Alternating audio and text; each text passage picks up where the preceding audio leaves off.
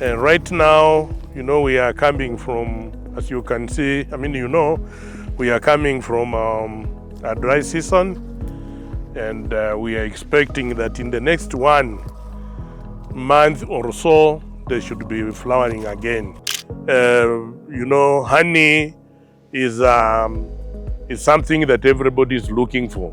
We do not have a very serious, problem of, the market, because we've advertised ourselves. We have even branded, our brand and our honey. And we have people who are always asking if we have honey. All of them are actually, we just acquired them. They are not animals that were born here. And out of the ones we have bought, we are now getting the benefits.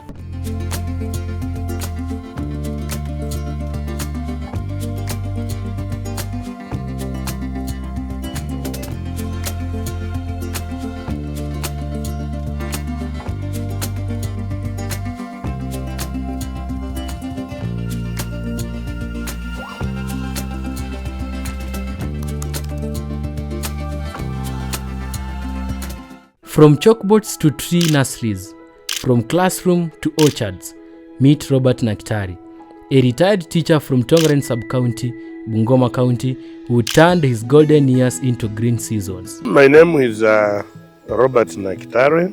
I'm a teacher by profession. After years of shaping minds, Mr. Nakitare decided to shape something else, a dream farm. Inspired by the internet and friends' advice, he ventured into a field he never thought he'd cultivate, agribusiness.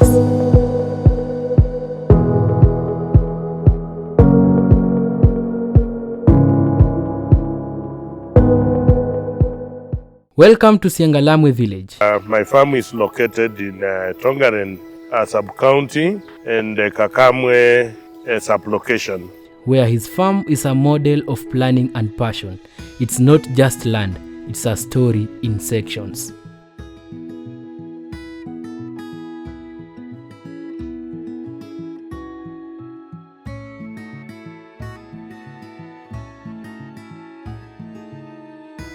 When I started thinking about retirement, I thought about so many things that I would do, so many activities that I would do on my farm, and perhaps even businesses outside this farm.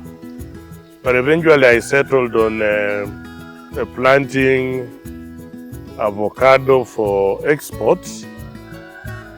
During the Corona period, you remember we stayed home for almost 8 months. Robert understands that farming is science spacing, soil care, organic manure, everything has its place, and he's partitioned his land accordingly, block by block, plant by plant. In Block A, 100 Wambugu apple trees stand firm, neatly spaced, well fed with manure and thriving under care. Precision is everything here. This is Block A, and in this Block A we have these apple fruits, which we planted in 2021 around April, and in 2023 we had our first fruit. We harvested our first fruit from this, and since then we have been getting fruits. And right now, we are coming from, as you can see, we are coming from a dry season, and we are expecting that in the next 1 month or so they should be flowering again, and we will be expecting a new fruits somewhere around August this year. The spacing here is 4 by 4, 4 feet by 4, and we have about 100 of them. This is something like slightly over a quarter an acre. We have about 100 stems here. The market demand for apples is very high. Initially I thought I would be taking them to the supermarkets to sell to the supermarkets, but we are just selling them locally here. One piece goes for, we normally sell between 20 and 30 shillings, depending on the size, and people really like them. These ones are called Wambugu apples. They have more sugar in them compared to the ones that we import from outside this country. And if they are fed well, then you will realize that they are even bigger in size. And they are safer than those ones for human consumption because ours are done organically. We don't use any pesticide, mbolea ingine. We don't. We use organic fertilizers, organic, pesticides. Everything is just organic here. So we are also intercropping them with the dragon fruits. I will show you some that have actually that are having fruits. The dragon fruits can do anywhere. This one is mature. We started with the 2 stems and they are doing quite well. As you can see, this one is developing these fruits. And one interesting thing about dragon fruits is that once they put the flowers and begin, developing the pods, the fruit it just takes them like 2 weeks. 2 to 3 weeks, that fruit will be ready. We have harvested twice. Their fruits are very, very costly. You go to the supermarket, you'll get some, depending on where. I saw in Nakuru, one goes for 1,000. In Nairobi, about 1,200. So eventually, we want to begin even a nursery for the same. I was buying, one plant at 1,000 shillings. So that is, I think that's why the fruit is also very expensive. Block B is buzzing literally. A thriving apiary with 17 beehives, most of them active, sits among bananas, tree tomatoes, and has avocados.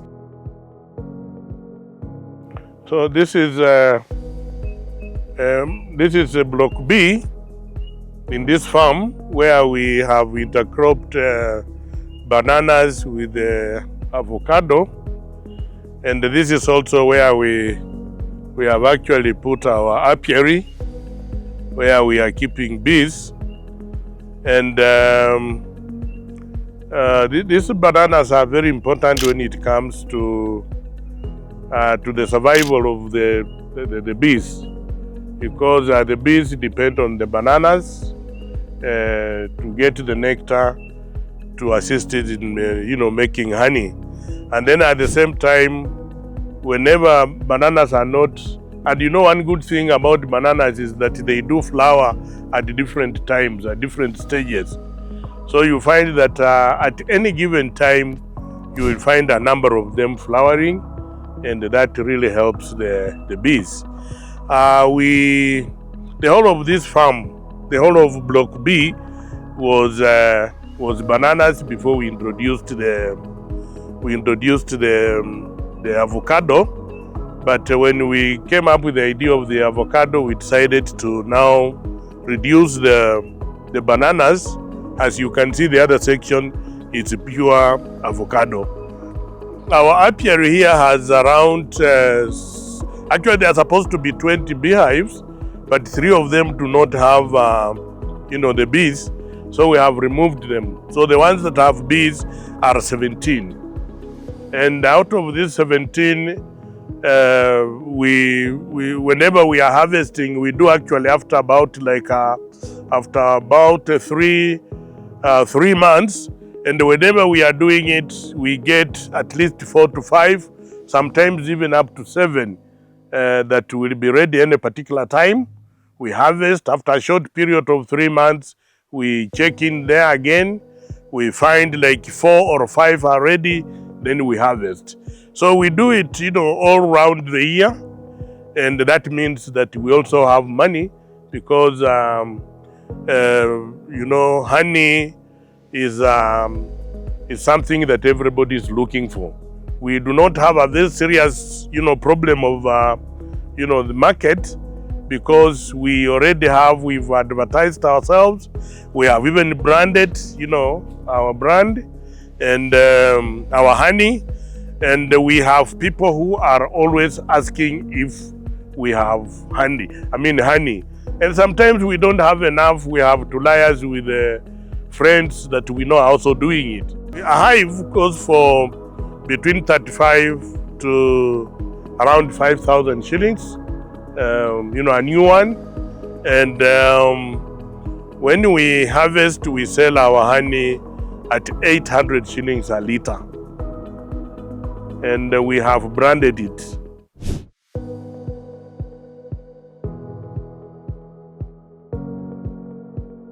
In blocks C and D, he has avocado trees, planted not just with passion but with export in mind. Okay, this is section D of this farm, where we have about 70 to 75 trees, avocado trees. And majority of them were planted in 2021, although you can see they're in various sizes. This one is big, this one is smaller, the other one was even planted just recently this season, because with the problem of diseases, and at one time we did not have enough water on this farm. So it was very difficult to sustain the trees. But after some time we made some arrangements, and currently we're having enough water. When we established it, this orchard, we already had a napier in this farm. So the plan was that we establish this orchard. When it picks up, we now phase out this napier, and as you can see, we have started doing that. That's why you can see we have dug these trenches to separate, the two, and eventually we want by the end of this year, anywhere from around July, August to Kienda huko mbele, we are going to completely phase out napier, because they have become harmful to the avocado trees. And then comes Block E, 72 macadamia seedlings, silent now, but soon they'll be crunching their way to profit. I have around 72 of them. The measurement is around 7 feet by 7. If you can see physically, you can see actually the area from one tree to another is quite wide. So that is the problem with the macadamia. You have to space them properly for you to continue harvesting for a long time, because if you don't do that, after about 5 years or so, they will form a canopy, and at the end of the day, you will not achieve what you wanted to achieve as a farmer. The purpose of planting this macadamia was, actually I was planning for retirement. When I started planting in 2021, 2022, I knew I would be retiring in 2024 towards the end. So I wanted that by the time I retire, they will have actually started doing well, and probably some of them will be not far away from, flowering and bearing fruits. But he did not stop there. Robert also keeps dairy cows, sheep and poultry, because when he farms smart and wide.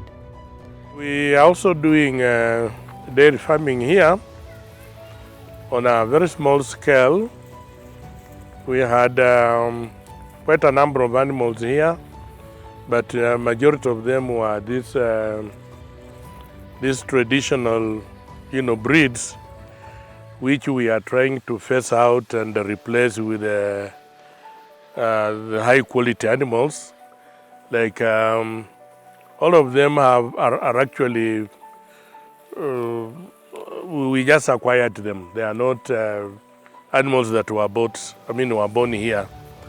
And out of the ones we have bought, we are now getting the benefits.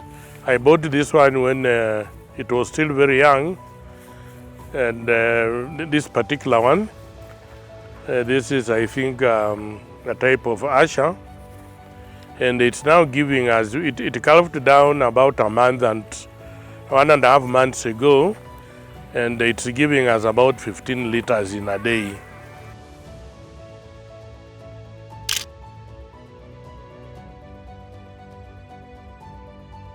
This is a type of sheep that we are keeping here called a dopa. A dopa is normally very good for meat. Its meat is very soft and very sweet, tender, and basically they grow very fast compared to the local sheep. And if you are keeping them on a large scale, you can also be sharing, you can be removing this for the purpose of selling, but that's only when you're doing it on a large scale. But otherwise they are nice. We don't eat a lot, and we're also getting manure from the same, which we are using on our fruits here.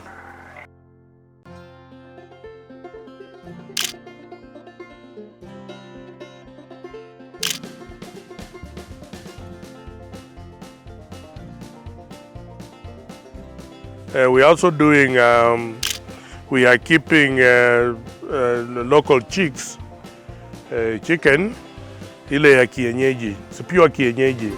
So we can also move there, you can have a look at them.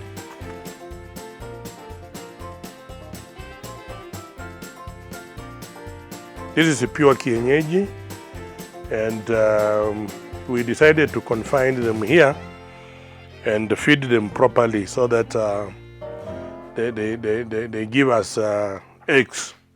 So there are about 20 with one jogo, because we have had a challenge of jogos. When you bring in another jogo, they will just fight the whole day.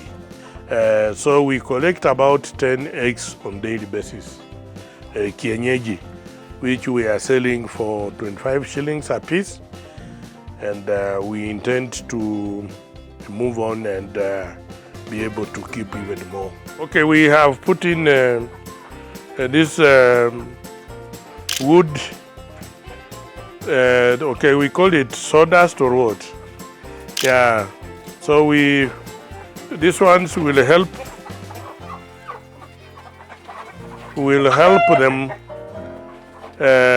when they are here, because if we don't put, then they will be eating soil, and soil of course can also infect them with some diseases.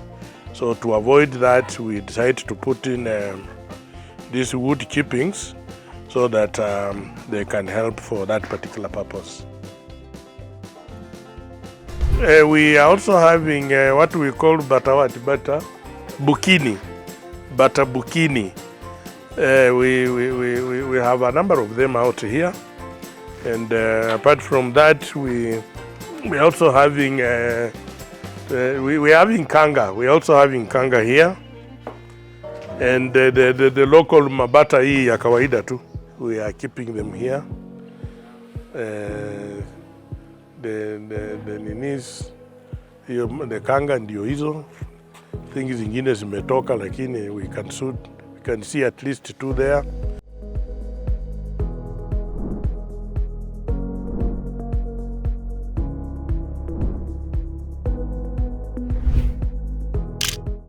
Of course, it's not always rosy. Some seedling wilt, the climate shifts, pests and diseases creep in, but Robert, he keeps going. Giving up isn't part of his plan. Now, he's not just growing trees, he's growing minds, sharing advice with fellow farmers, helping them to avoid mistakes, and showing them that retirement can be a new beginning. The advice I have for other farmers is, as I said, if you're planning to venture into this, you need to be sure that you are ready, and you can only be ready after you have planned properly, you have enough water, a permanent source of water, I must say, because Hearts avocado, for example, requires watering on daily basis until they mature.